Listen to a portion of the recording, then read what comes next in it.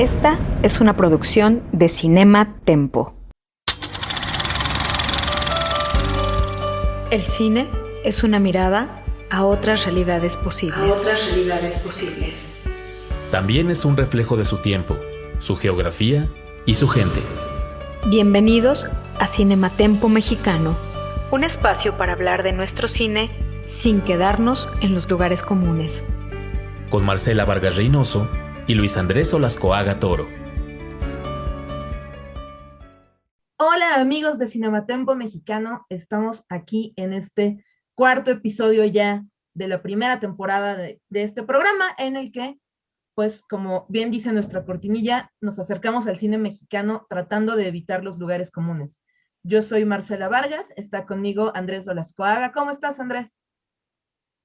Hola Marcia, muy bien, estoy muy bien y feliz y emocionado de poder tener este cuarto episodio dedicado a uno de los temas que más nos interesan en el cine mexicano y con un invitadazo.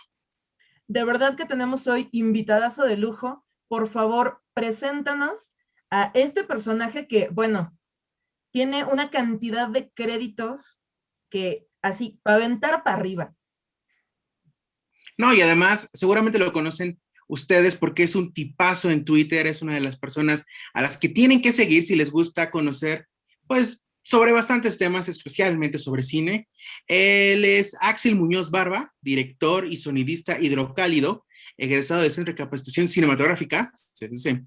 Fue nominado al Ariel a Mejor Sonido en 2015 por González, Falsos Profetas, y en 2016 por Un Monstruo de Mil Cabezas.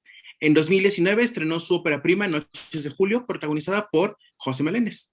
Axel, muchísimas gracias por acompañarnos en este episodio. Muchas gracias por la invitación y siempre un placer platicar con ustedes. Pues quizá la primera pregunta para iniciar esta conversación sería, ¿cómo describes tú tu trabajo? El hacer sonido directo, o sea, hay como dos etapas dentro de las producciones. El grueso de mi experiencia es de sonido directo y entonces se describiría de la manera más sencilla como quien se encarga de captar todo lo que sucede durante la filmación. Nuestra meta principal son los diálogos, es lo más importante de todo. Y es una labor que parece no tener tanta importancia o históricamente no llegó a tenerla tanto, injustamente, pero que luego a la hora de conectar con la emoción del espectador, pues ahí cobra su importancia, ¿no? Porque se está captando la emoción del momento, ¿no? De las actuaciones o en documentales inclusive, pues los testimonios directos, lo que está sucediendo, ¿no? Y Axel, justo porque representa algo tan importante dentro de una película, tanto para el espectador como pues, para la misma producción, y porque históricamente no se le había puesto quizá tanta atención, ¿qué tan complicado es dedicarse a esta área en el cine en México? No es tan complicada, lo que sí tiene es un poco ser el patito feo, o sea, es como, hay una anécdota que creo que ejemplifica muy bien que mi primer rodaje fue la tesis de otro amigo del CCC, que también es paisano mío, quien hizo el diseño sonoro de mi película, León Felipe González. Eh, Cuando fui a su tesis, era mi primera vez, entonces un poco yo hacía cada día lo que se necesitara. Mi puesto en realidad era hacer un video assist y era conectar el monitor de la cámara al monitor y que León pudiera ver el cuadro.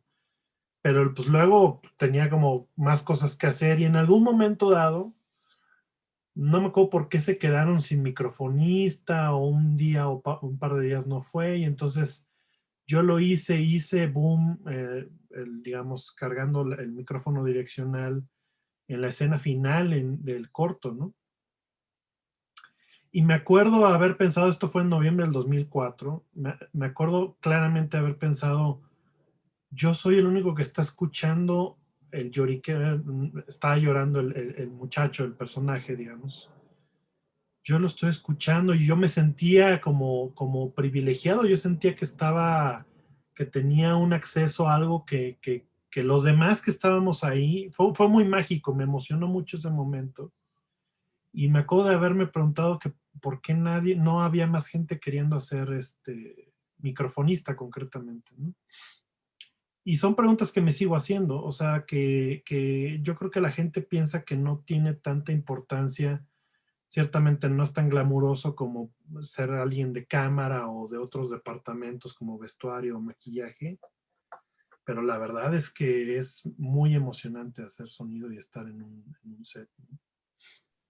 Axel, hablando sobre eso, ¿qué fue lo que te llevó a interesarte por el sonido? Porque justo lo mencionas como el patito feo de los rodajes, pero es una cosa muy, muy importante y que cada vez más, conforme avanza tu experiencia cinematográfica y vas viendo y vas viendo y vas viendo, comienzas a apreciar más la importancia del sonido en las películas. ¿Cómo fue ese momento en el que dijiste, lo mío es el sonido? Yo creo que la gran mayoría de los que estudiamos necesitamos un oficio para vivir y para pagar la renta y todo eso. Entonces, lo que se trata muchas veces es estar en un oficio que te ayude o rebote hacia lo que te quieres dedicar. O sea, quien quiera ser fotógrafo empieza chambeando de asistente de cámara, segundo asistente de cámara, cargando el tripié, haciendo los reportes. Después va escalando a ser foquista, después va escalando a ser operador y después va escalando a fotografiar. Esa es como la trayectoria, ¿no? En el caso de dirección es complicado porque se abre mucho más, y todos los que queríamos ser directores, pues podíamos escoger muchos otros puestos. Y me acuerdo que en el primer corto de la escuela, de por generación, sigue sucediendo esto. Todos participan en el rodaje, todos haciendo un puesto, una cabeza de departamento. Entonces, sí o sí tienes que hacerle arte a alguien, tienes que hacer sonido a alguien, tienes que producirle a alguien, diriges tu corto, fotografías otro corto. Y cuando yo le hice sonido a una compañera de mi generación, me sentí muy cómodo. Me cayó muy bien no estar tan en el estrés del set. Estaba un poquito más alejado. Me acuerdo que se me daba. También soy músico frustrado, como muchos de los que nos dedicamos a cine. Y muchos amigos y amigas queridos que hacen sonido y que son excelentes, son músicos o músicas frustrados también, ¿no? O sea, si hay una afinidad que quienes queríamos hacer música nos consolamos en el sonido.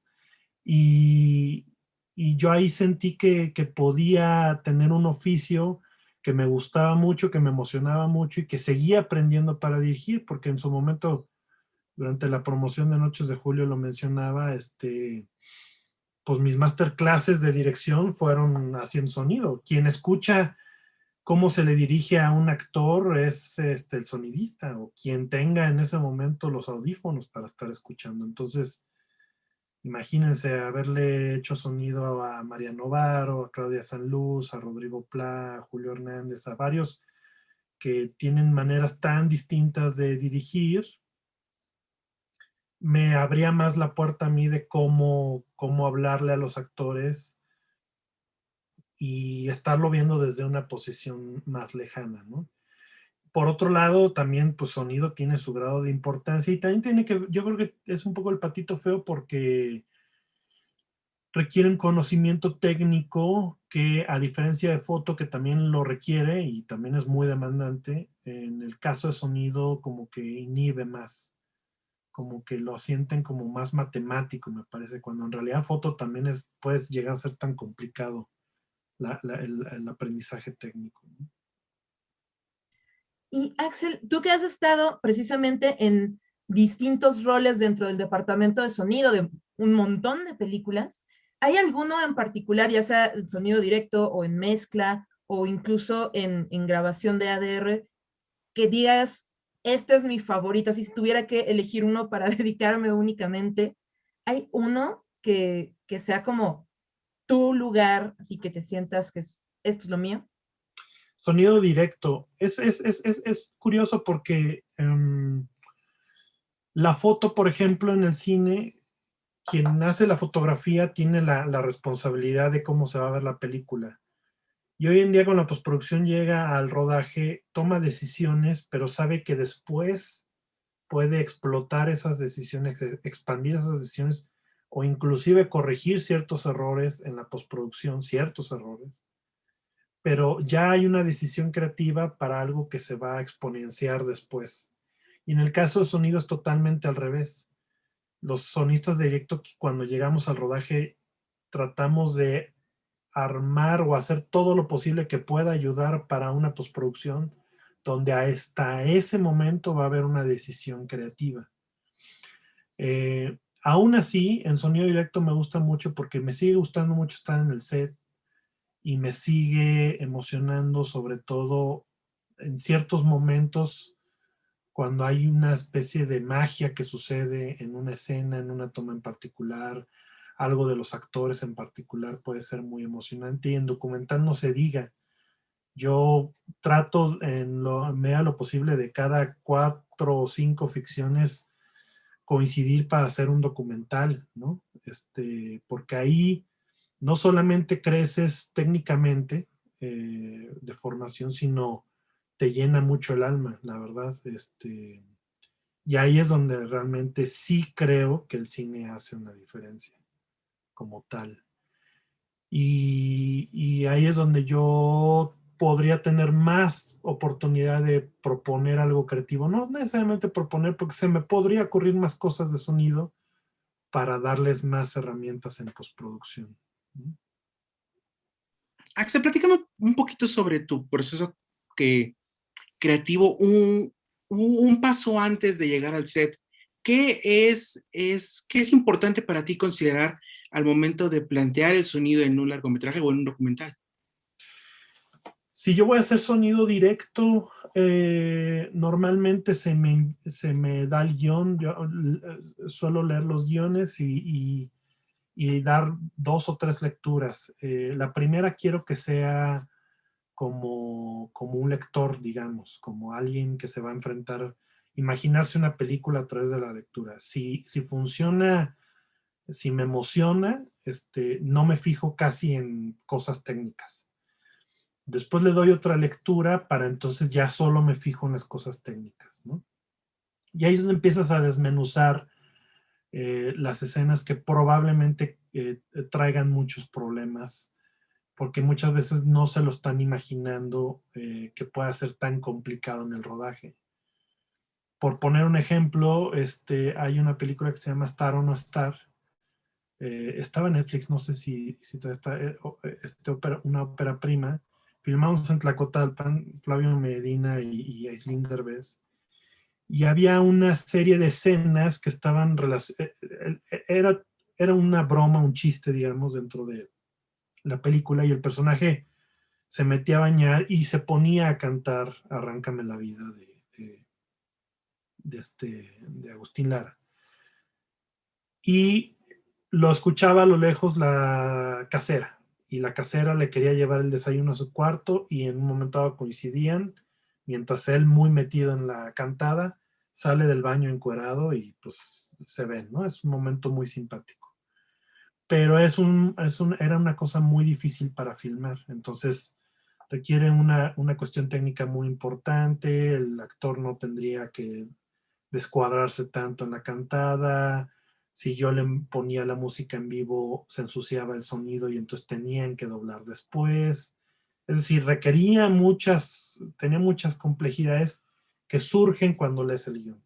Y desde ahí, como lo más importante de los rodajes es el tiempo y lo costoso de los rodajes, pues con mayor antelación puedes atacar un problema, pues más se busca una solución, porque si se te ocurre hasta ese momento, pues las soluciones no van a estar a la mano, ¿no? Y después es decidir un poco con qué el equipo que tienes, y con eso lo puedes sacar la película, si necesitas más, en qué medida puedes mejorar algunas cosas. Tienes que probar con actores. No todos los actores les va bien cualquier tipo de micrófono. El sonido de su voz no necesariamente suena mejor con un micrófono. O sea, es decir, un micrófono que te servía bien con un actor no significa que le va a servir a quién se lo estás decidiendo para la siguiente escena. Y dentro de todo eso, pues hay gente que decide distinto. El sonidista de Marvelous Mrs. Maisel, por ejemplo, en una entrevista decía que él microfonea el vestuario, no los actores, ¿no? O sea, él dice, según el vestuario como me llegue, decido qué micro poner. Y también es muy válido y es muy certera su visión, pero también está la otra que es, este micrófono es mi principal, es el que más me gusta cómo suena, y este es el que le voy a poner a mi personaje principal, por así decirlo, ¿no? Y Axel, en ese sentido, digo, esta anécdota es bien interesante porque justo, ¿no? Muestra las dificultades que puede haber en un set a la hora de grabar el sonido directo, pero ¿hay alguna otra anécdota o algún otro reto que te haya tocado en toda esta chamba, en esta enorme trayectoria que tienes, que el resultado haya sido tan gratificante como fue la misma magnitud del reto? Es que luego hay proyectos, a mí mi maestro me llegó a decir en algún momento, Gabriel Cole Barberis, gran sonidista, él me llegó a decir, tu mejor trabajo siempre va a pasar desapercibido. Y creo que es cierto, él se refería a que a veces íbamos a tener cierta notoriedad en nuestro trabajo por películas que en realidad no nos costaron tanto trabajo. Dicho esto, por ejemplo, una película que no luce tanto el sonido como tal vez debería, o pudo haber a nivel diseño sonoro, pero también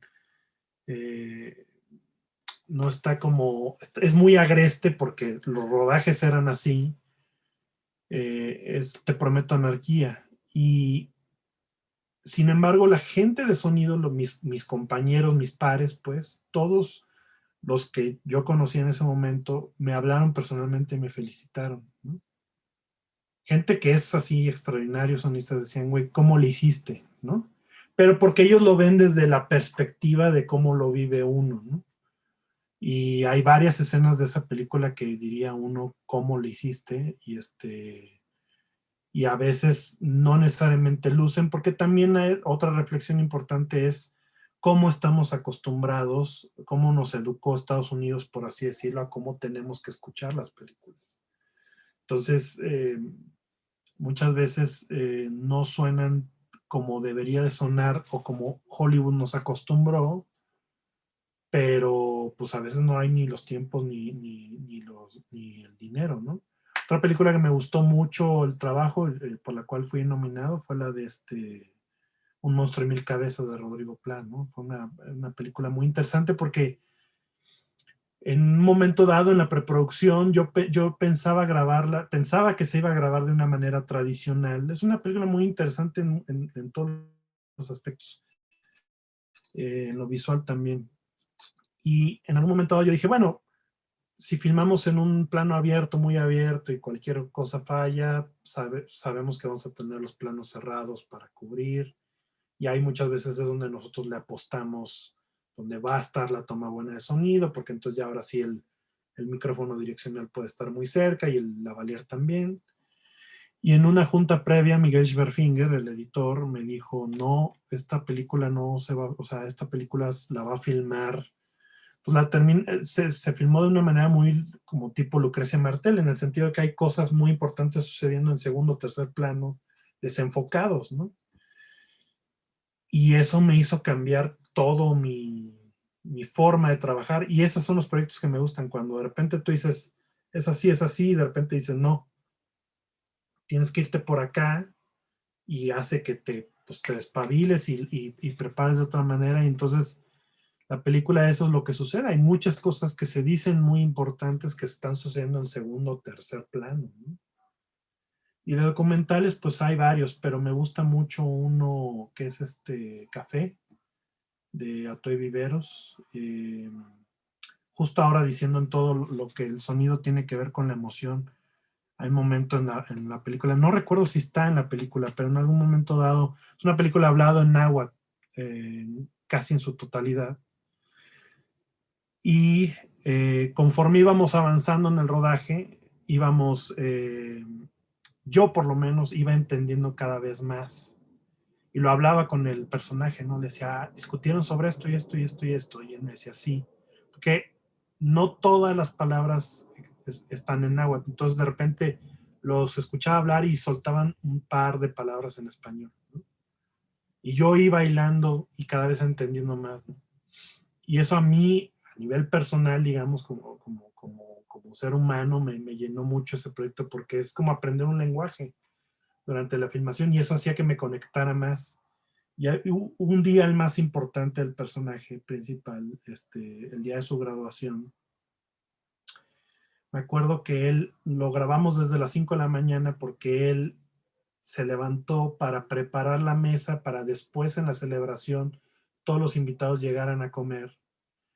Y desde las 5 de la mañana estaba levantando las camas para poner tablones, para poner. Después, hacia las 7, 8 de la mañana, se metió a bañar y de ahí nos íbamos a ir a su examen. Fue el primer abogado egresado de la comunidad de San Miguel Sinacapan. Y en algún momento algo le dijo a su mamá, que creo que estaba pues, angustiado porque iba a llover, ¿no? Y la mamá, por alguna razón, escogió decírselo en español, pero le dijo una frase que me sigue emocionando hoy en día, que es, no estés triste para que no llueva.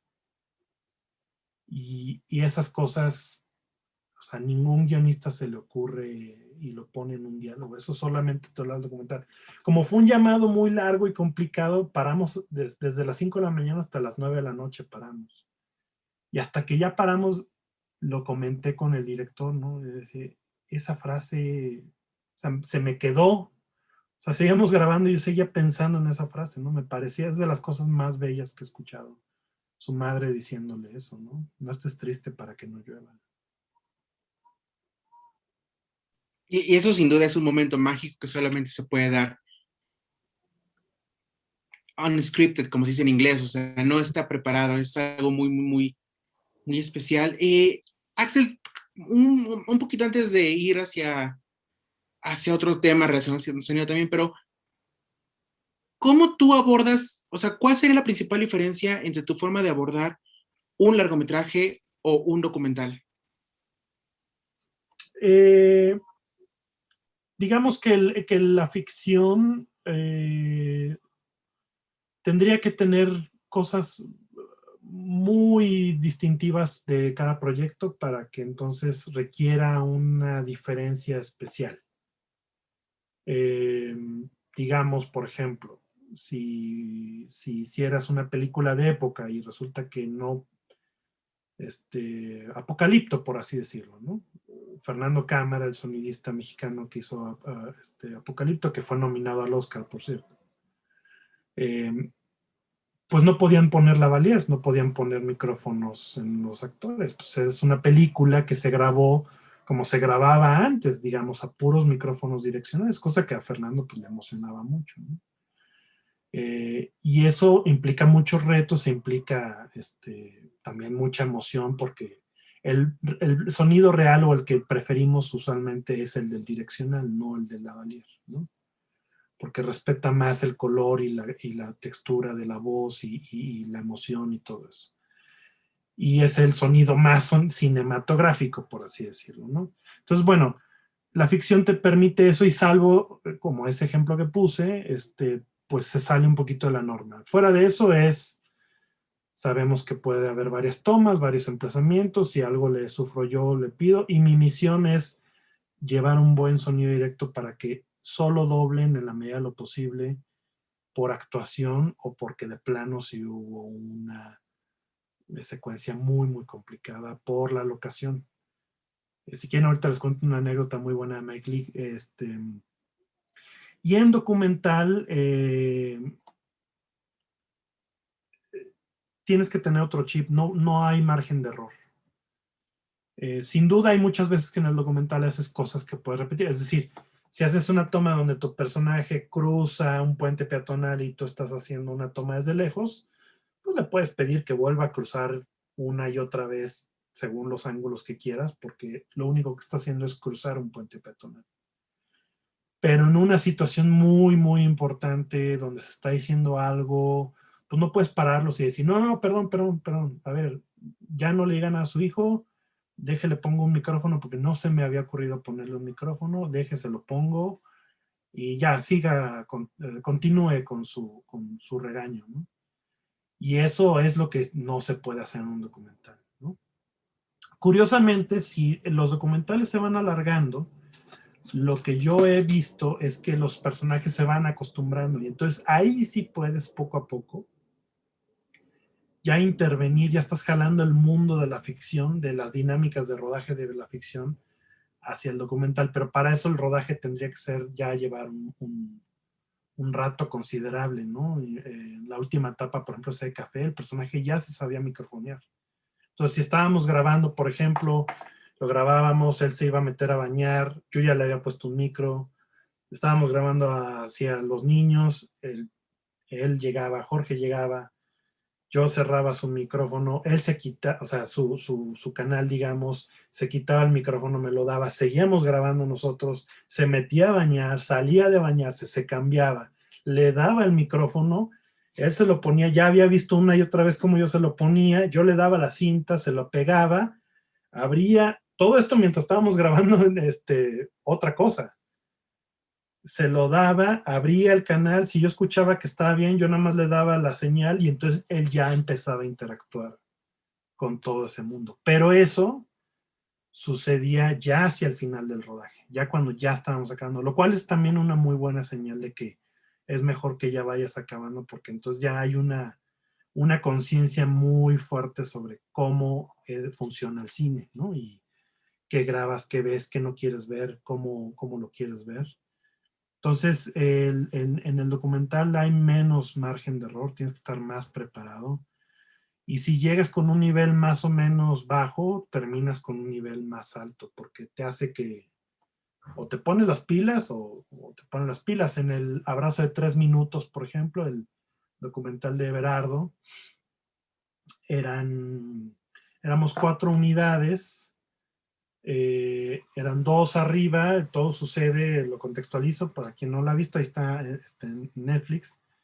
Es un día al año donde permiten, es un cierto día amnistiado donde los inmigrantes pueden llegar desde el lado de Estados Unidos y sus familiares desde el lado mexicano bajan en el canal del Río Bravo, pero que en ese momento está seco, y en tandas de, no sé, 100, 200 personas de cada lado, en el punto intermedio les dan 3, en realidad son como 5 minutos, para que se digan todo lo que se quieran decir y para abrazarse y besarse y llorar y llorar y llorar.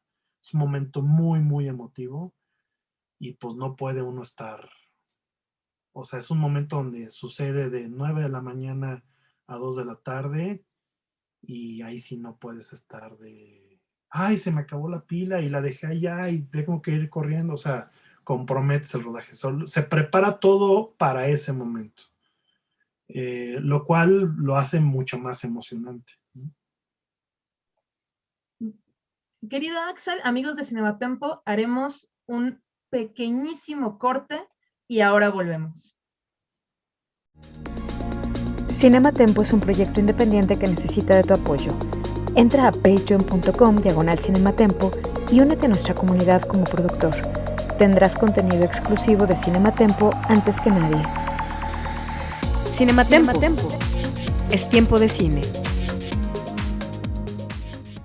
Amigos de Cinematempo Mexicano, ya estamos de regreso con Axel Muñoz Barba para seguir platicando sobre cine, sobre el sonido del cine y especialmente sobre el rol de Axel dentro de la industria del cine en México. Así que, Axel, nos estabas contando unas historias bien bonitas sobre cómo es hacer sonido directo. Entonces, cuéntanos también, por favor, Andrés, ¿qué otros temas podemos platicar con Axel? Pues, Axel, queremos preguntarte, ¿qué crees que sea más complicado lograr? ¿Un buen sonido directo o una buena edición de sonido? Como todo con el cine mucho tiene que ver con tiempos, tiempos y su relación con el dinero. Digamos que yo como sonista directo para llegar a una película de ficción necesito mucho que la manera en cómo quieren filmar y las locaciones que escogen funcionen. Si esto no sucede así, concretamente, por ejemplo, pueden escoger que una escena muy emblemática suceda en, digamos, vamos a poner un ejemplo, a la orilla del mar y sea una escena íntima y se dicen cosas muy románticas a la pareja, pues la orilla del mar es de las cosas más complicadas para dominar en el sonido directo, ¿no? Entonces, si así fue escrita la escena, es entender eso y obviamente como es en el mar, muchas veces pues igual no se le va a poder poner un lavalier y entonces quieren hacer el atardecer hermoso y entonces el plano es más abierto y entonces, bueno, todo bien, entonces asumimos que es muy probable que se vaya a doblar la escena, ¿no? Entonces, ¿qué es lo que pasa? Que muchas veces dicen, no, pues es que no quisiera doblar. O no estaba presupuestado los tiempos de doblaje. Y eso hace como una especie de efecto de bola de nieve donde en realidad las decisiones tomadas en el rodaje, que son, se hace una pequeña bola, cuando se llega a la edición, a la postproducción de sonido, pues se convierte en una bola más grande, porque cuando llegan con los tiempos y los presupuestos asumidos como si hubiera venido un buen sonido directo. Y no lo tienen. Y no lo tienen por una serie de decisiones que, como expliqué, y entonces a los que hacen el diseño les dicen, yo sé que normalmente llevaría 3 meses hacer un diseño de una película, o lo ideal, por lo menos una película convencional, pero nada más tengo 1 mes y medio. ¿Qué significa eso? Que para lograr lo que lograste en 3 meses, lo que necesitarías en 3 meses, necesitarías más gente, eso significa más dinero. No lo tienen, no lo quieren pagar, no lo pueden pagar, significa que lo tienes que hacer con la gente que tienes en la mitad de tiempo, lo cual hace que se quede la mitad del trabajo hecho, y si aparte de todo vienes de no viene un buen directo, pues no va a sonar muy bien, no querías doblar, sin embargo tienes que doblar varias escenas, y en vez de doblar durante un buen rato, lo quieres hacer todo en un día y medio, y entonces a un actor o una actriz le pones a hacer 3 o 4 escenas muy complicadas en 2 horas. Y entonces, pues eso. Son decisiones que lo que hacen es que sean trabajo. Lo que es muy frustrante en realidad, sobre todo en el cine mexicano, es que por faltas de tiempo y malas decisiones, aplica la famosa frase de ahorrarse unos centavos para pagar pesos después. Al final pues se entrega una película que pudo haber sido mejor, ¿no? Eso en cualquier película, llámese comedia romántica o llámese cine más autoral, ¿no? Todavía en el cine más autoral y de festivales todavía pasa otro fenómeno que sigo creyendo que pasa, que es muchas veces quieren acabar una película para llegar a un festival, o inclusive el festival, si ya hay una buena relación entre quien dirige con el festival, esperan ya esa película, entonces aceleran un proceso de una película que tal vez merecía más tiempo. Entonces, cuando hay películas donde no cumplen, cuando se salen de esa norma y justo le dan todo el tiempo que se necesita, pues se resalta, como en el caso de Roma en su momento, ¿no? Museo también es una película que tuvo mucho trabajo de edición y de sonido, el tiempo más que necesario. Y ahora en el caso de nuestros paisanos con Sound of Metal, ¿no? Que fue un modo de trabajar muy laxo, donde ellos tuvieron mucho tiempo para trabajar y explorar más cosas, ¿no? Que luego no lo logran acá porque no hay esos tiempos. Y Axel, que justo tocas este tema de los paisanos mexicanos que están nominados al Oscar. Hay mucho talento mexicano que ha estado nominado a premios internacionales. Fernando Cámara, José Antonio García, por supuesto, Martín Hernández, Sergio Díaz. ¿A qué le podríamos atribuir que haya específicamente en sonido, que es donde más nominados mexicanos ha habido en los premios Oscar, que haya en este rubro tanto talento que también está, valga la ironía, haciendo ruido en el extranjero y ahora en particular con las nominaciones por esta película. Lo que sí tienen en común todos estos nominados es que ahí aplica el factor positivo de ser patito feo. Es decir, cuando hablo de que el sonido es el patito feo, pues también implica que no lo pelan, y al no pelarlo hay una cierta, no hay tanta presión como lo tendrían otros departamentos.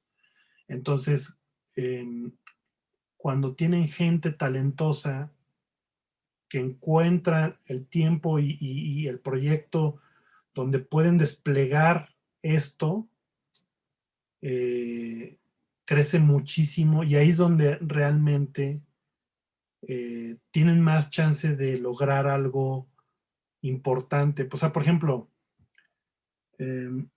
los tiempos de Roma de postproducción inclusive sobrepasaban muchas películas gringas. O sea, sí era demasiado para ese perfil de película. Como que ese tiempo le correspondía más a películas de ciencia ficción o películas más, pero entonces, obviamente, pueden desplegar más, tienes más chance de experimentar más cosas, ¿no? Y Sergio Díaz venía desde hace un rato experimentando cosas. Por ahí tiene esta, la olvidé ahorita, la de Joshua Hill, La Maldad, su ópera prima. Creo que es La Maldad, de Joshua Hill. Y es una película que Joshua se le antojaba que fuera mono, digamos, monoaural. Todo el sonido en el centro de la pantalla, como antes.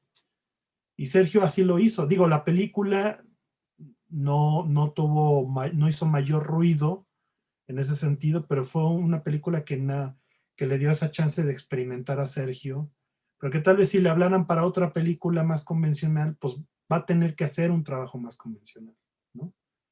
Entonces, en sonido hay más chance de explorar cosas, y muchas veces se redondean ideas o se completan ideas. Inclusive puede ser una herramienta que te termine de hilar muchas cosas narrativamente en la película y experimentar muchas cosas. Un ejemplo concreto, Full Metal Jacket de Stanley Kubrick, pues es una película que la mitad está en entrenamiento y la otra mitad ya salen a la guerra de Vietnam, y la guerra nunca la vemos. O sea, por ahí hay un combate que ellos están en las barracas, después salen y ya hubo unos muertos, y hacia el final todo este bloque que es de la francotiradora, pues lo único que escuchamos es la guerra allá a lo lejos. O sea, porque seguimos viendo a los mismos 10 personajes acercándose hacia la francotiradora que los está matando uno por uno. Y sin embargo está la guerra, pero nunca la vemos. Y es una propuesta sonora de Kubrick donde allá a lo lejos existe. Entonces, si se aprovecha mucho como herramienta el sonido, pues hace que crezca exponencialmente. Y si le das el tiempo suficiente para explorar, pues sucede esto como Sound of Metal, ¿no? Como en su momento lo de Roma. Y en el caso de Fernando Cámara y del Tiburón, que es del apodo como se le conoce a José Antonio García, pues es que son sonidistas de muchísima trayectoria, que les tocó esta transición de cuando solo se grababa en mono, y entonces ellos podían poner cientos de micrófonos, pero todo terminaba en un canal y tenían que mezclar y tenían que ser muy precisos a la hora de grabar. Y todos esos sonidistas trajeron todo ese conocimiento, y siguen siendo grandes sonidistas. El Tiburón hizo el sonido directo de Spike Lee, de los 5 hermanos, porque le gustó a Spike cómo sonó Roma, ¿no? Y pues, ¿qué dice Spike? Necesito al sonidista de Roma, y se llevó al Tiburón, ¿no? Pero el Tiburón fue sonidista de Solo con tu pareja. O sea, es desde entonces. Lo que pasa es que él se fue a Estados Unidos junto con el Chivo y con Cuarón. Luego no lo mencionan, pero él fue el otro que se fue en esa época a Hollywood, ¿no? No, y también les da la oportunidad de que si se lucen aquí, se pueden ir allá y hacen trabajos francamente estupendos que quizá es un poco más complicado hacer aquí. Eso es algo que nos llamó la atención mucho a Marcy y a mí cuando planteamos este programa, que hacer cine es una friega para todos básicamente en México, pero más para un departamento como el sonido. Debe ser una cosa, una labor complicadísima hacer que tu trabajo sea respetado y valorado. Y eso es algo que nos importaba muchísimo, no solamente con este programa, sino que suceda, porque platicábamos tú y yo, Axel, cuando salían las nominaciones, no se les hace el mismo ruido que a otros. No. Y ahí están, o sea, Sergio Díaz también hizo Nomadland, por ejemplo. O sea, son bastante los que siguen trabajando ahí y no, como que no volteamos a verlos. Y lo que es impresionante es que, por ejemplo, que Chloe Zhao sí detectó algo en Roma, que dijo, necesito a ese diseñador, ¿no?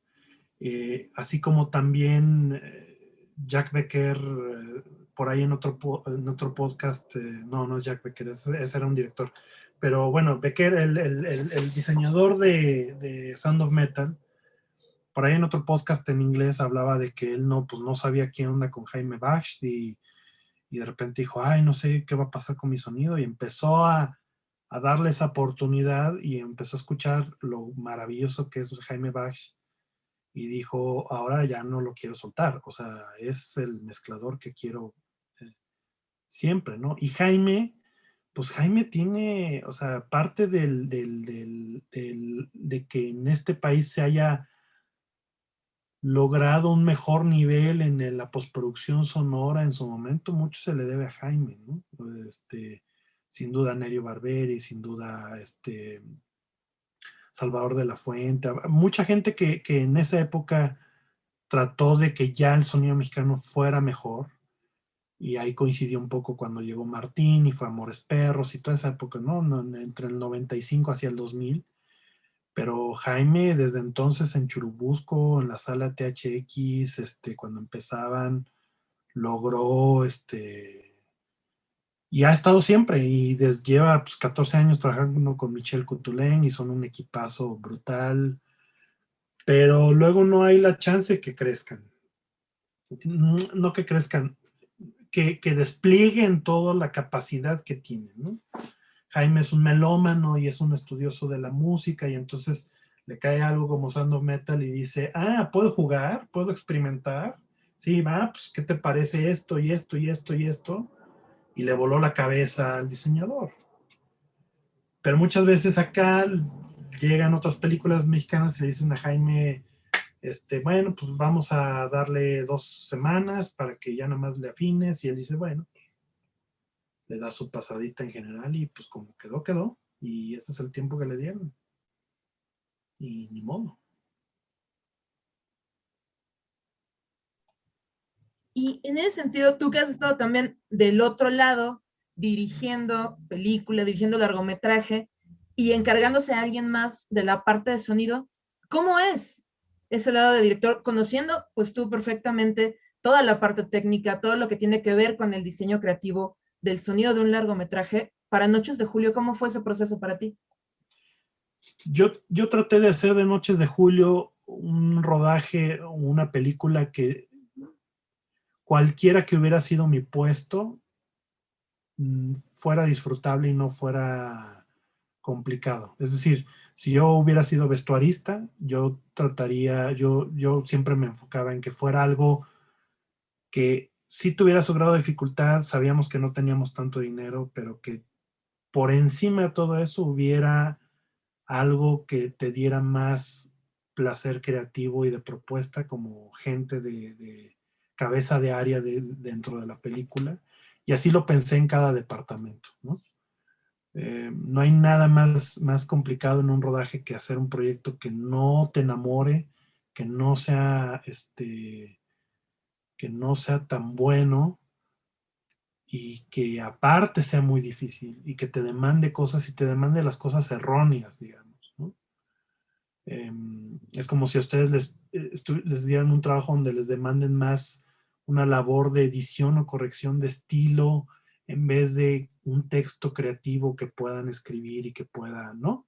Es como de, no, pues mejor aprovéchame más, ¿no? Dicho esto, en sonido, yo lo traté de, siempre recordaba, quería darle el tiempo suficiente para la post, porque una conclusión que yo llegaba en los rodajes era que muchas veces no están pensando en el diseño sonoro cuando se filma. Entonces están filmando una escena donde dicen, aquí va a haber una fiesta, allá al fondo va a haber una fiesta. Y llega el novio y llega la novia y van a entrar a la fiesta y en algún momento van a salir de la fiesta otros amigos y van a ver cómo la pareja está discutiendo. Y hay algo en la manera en cómo está filmado que nunca va a lograr que en la edición ya después planteen el tiempo de la fiesta o que la fiesta sea que dure bastante. Y eso lo he visto muchas veces como que no están pensando en el diseño sonoro. Y yo me forzaba en escenas donde yo podía caer en esa trampa de darle más tiempo. Y esta cosa que lo llegamos a decir en prensa en su momento, que con José yo le decía que él escuchara, que sí reaccionara ante lo que sonara en la toma.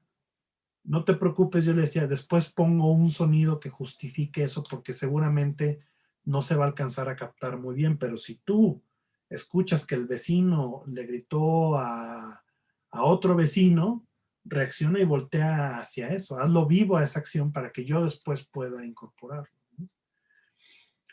Eso por un lado, en el lado de la postproducción y en el lado de sonido directo, yo invité a Isabel Muñoz, que creo que es la mejor sonidista de este país, y que es mi amiga y que es extraordinaria, y que yo le dije que yo tenía toda la confianza con ella y que por favor solo me mandara que yo escuchara solamente el micrófono direccional.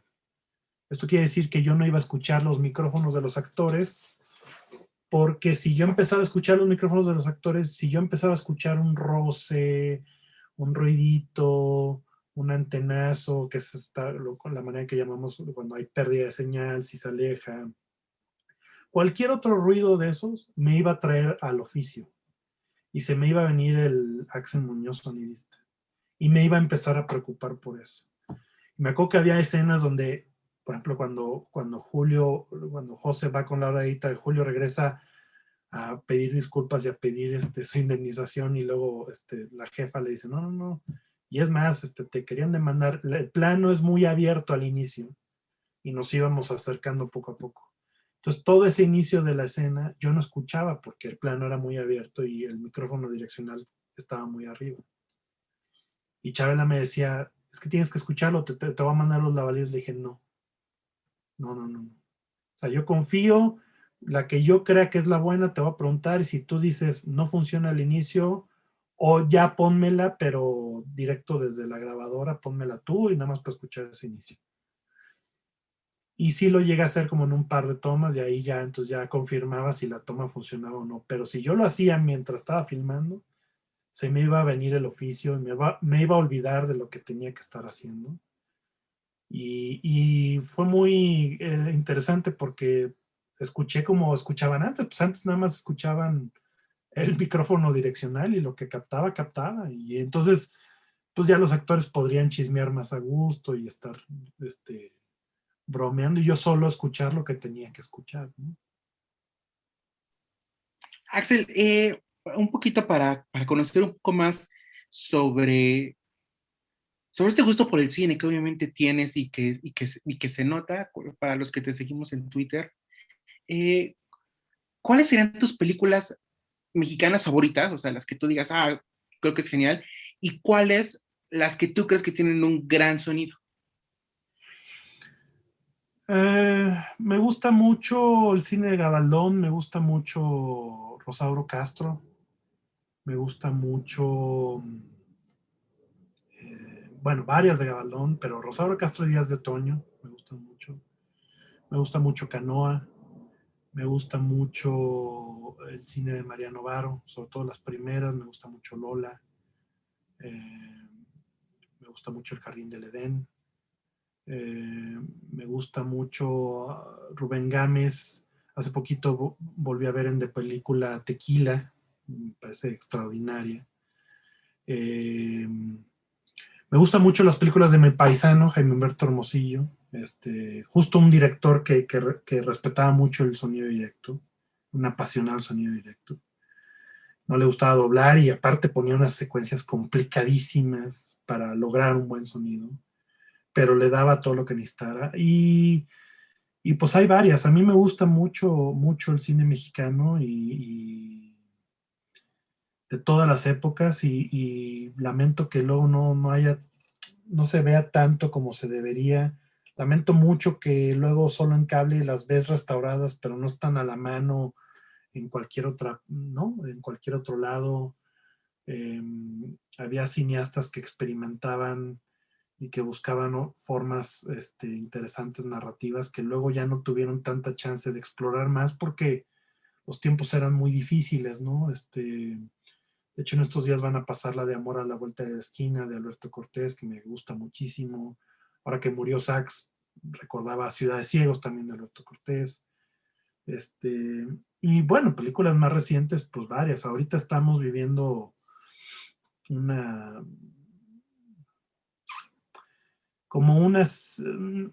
más libertad para hacer películas de cualquier manera, o por lo menos hasta hace un par de años se notaba eso, ¿no?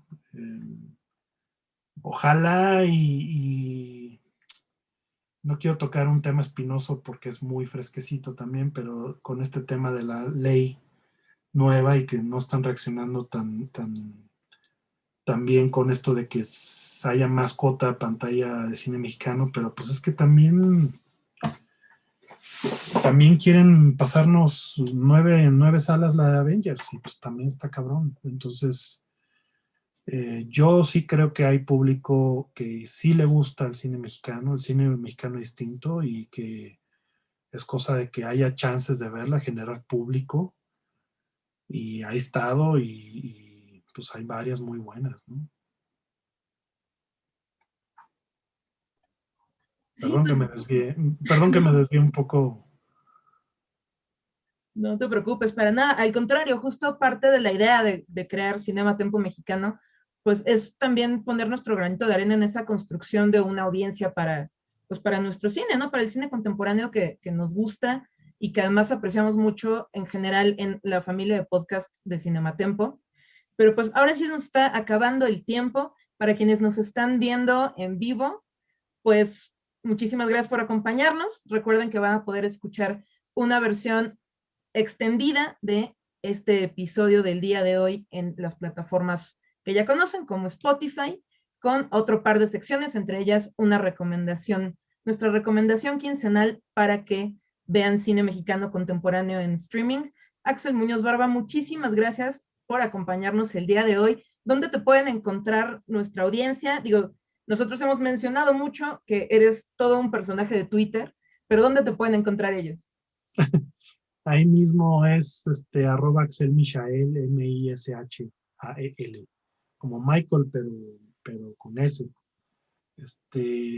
@Axel Michael, creo que en Instagram es igual. Y nada más, soy felizmente sin Facebook desde hace casi 10 años. No pienso volver ahí, pero en Twitter sí. Ahí me pueden encontrar. Muy bien. Andrés, ¿a ti dónde te pueden encontrar nuestros amigos de Cinematempo Mexicano? Ahí me pueden encontrar en Twitter como @AndrésOlasToroX y en Instagram como @AndrésOlasToro. Desafortunadamente yo tengo Facebook, pero trato de verlo lo menos que pueda, entonces no me busquen que no me encuentran. Muy bien, pues a mí, si me encuentran en Facebook, me encuentran como Marcela Vargas Periodista. Ahí vamos publicando también estos videos de Cinematempo y los links a lo que se vaya produciendo.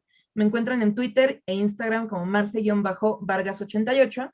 Y recuerden que pueden ver los otros episodios de Cinematempo Mexicano en las redes de esta familia de podcasts, que son en Instagram Cinematempo MX y en Twitter y Facebook Cinematempo. Les recuerdo que tenemos pues una gran familia de podcasts, entre ellos algunos dedicados a la industria del cine en México, a la historia y el cine no necesariamente mexicanos, pero ahí comparto espacio con Gina Sklar y con Enrique Figueroa Anaya. También, si les gusta el streaming, Charlie del Río y Lucero Calderón están en Cinema Tempo Streaming. Así que muchísimas gracias por acompañarnos hoy. Los esperamos dentro de 15 días y también los esperamos en Spotify y otras plataformas de audio para escuchar este podcast. Muchísimas gracias a Jaime Rosales por encargarse de la edición del programa de hoy, que no es propiamente en vivo, pero pues es que la Semana Santa es complicada, ya saben.